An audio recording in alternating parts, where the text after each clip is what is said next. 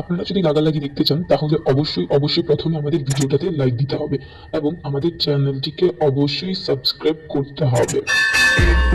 Hello বন্ধুরা, আসসালামু আলাইকুম। কেমন আছো তোমরা সব? আশা করি অনেক ভালো আছো। তো তোমাদের জন্য আজকে একটি গুরুত্বপূর্ণ ভিডিও নিয়ে আসলাম। ভিডিওটি না দেখলে অবশ্যই মিস করবে। তো চলুন শুরু করি। এখানে যে টুলস অপশন আছে, এখানে ক্রপ অপশন আছে, এখানে ক্লিক করবেন। ক্লিক করার পর এখানে যে পোর্ট্রেট আছে, এখানে ক্লিক করে এখানে টিক চিহ্ন দিয়ে দিবেন।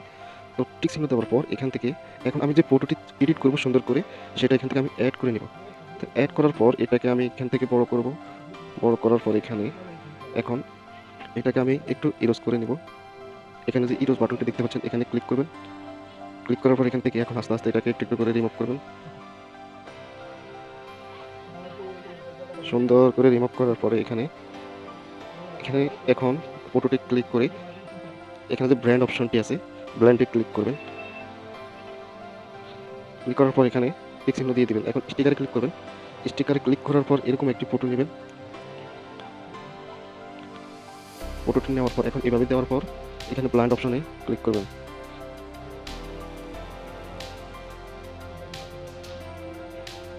দেখতে পাচ্ছ বন্ধুরা, আমাদের ফটোটি অলরেডি এডিট হয়ে গেছে। তো তোমরা চাইলে এভাবে ফটো এডিটিং করতে পারো।